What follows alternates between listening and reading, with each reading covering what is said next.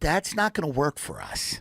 We'd actually rather them to be these scary, because the dictators will, work with our companies. That's why that Osama bin Laden letter to America. Oh yeah, just went viral on TikTok. People are like, wait a minute, what? What My did we do? 12-year-old cousin's in Al Qaeda now. He's walking around going, "This motherfucker makes a lot of sense about a lot of things." But that's the problem. It's like the problem is like when bin Laden did that, we were told the dumbest thing ever. He hated us because of our freedom. He hated us because of our freedom. It's our freedom, and that what we needed to do is give people our freedom so that they didn't hate us. It was this Manichaean good and evil thing, and I bought into it. I cannot count the amount of parties I was at, coked to my gills, screaming about the need for the Iraq War. I was like, we're over there smoking a cigarette. You don't understand. We're over there. I was like a parrot chick. I was running around Long Island, drunk in my car, coked out of my face, screaming and yelling that we needed the surge. We need the surge. And they got me. They got me because I felt good about it. I went, this makes sense. We're America. We have freedom. Right. I have freedom to sell subprime mortgages and do cocaine. They should have that. Right. And we need the surge, and we need money, and we can't give up, and we can't stop. And John Kerry's a pussy, and he went to Vietnam to just, I don't know, take photos or whatever he did. And I totally bought into all of it. I was bought in, and now I was on a lot of drugs. You're also young. When you're young, and I was being patriotic like that, like blindly, when you're young, is super common. I remember this girl goes, as she said something to me. It was one of these girls who was like a little bit more like, not buying into it. Right. And then she was like, she goes, do you ever think what it would feel like to be in a house and just have your city bombed?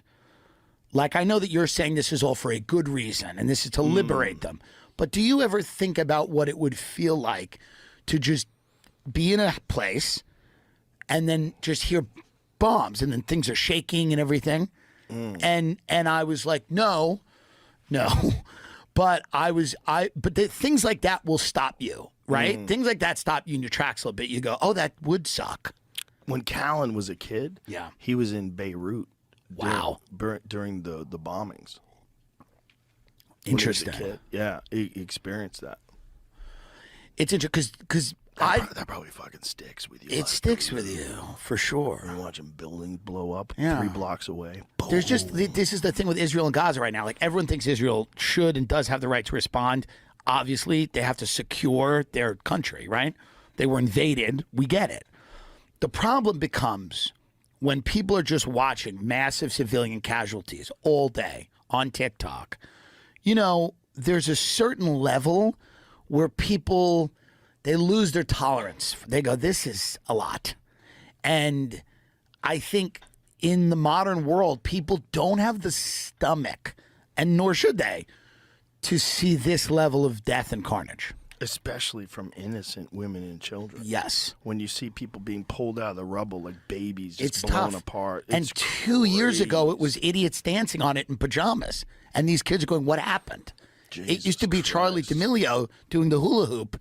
Now it's people being pulled out of the rubble, and kids are like, what? So it doesn't work anymore. Like, this type of all-out conflict, it doesn't work. And I appreciate Israel's position because it's a tough position to be in. That being said, it's not going to work. If we had TikTok when we were in Fallujah, it would have been crazy. Oh my God! None of it. Well, just look at the stuff that got out about the what is it called? Which prison? Zagreb? Abu Ghraib. Abu Ghraib. With the fucking dogs? The shit that they were doing to people? That cigarette-smoking girl, Lindy England, who now, by the way, works at a strawberry festival. I found that out on my podcast. I swear to God. Lindy England, the chain-smoking cigarette girl who tortured those guys at Abu Ghraib, literally was one of the sponsors of a strawberry festival. I forget where, but it's absolutely true, and you can check it, and it's amazing. And I thought, everybody has a second act in this country. By the way, everybody. Doesn't really matter what you've done. Everyone has a second act. OJ's on his third act.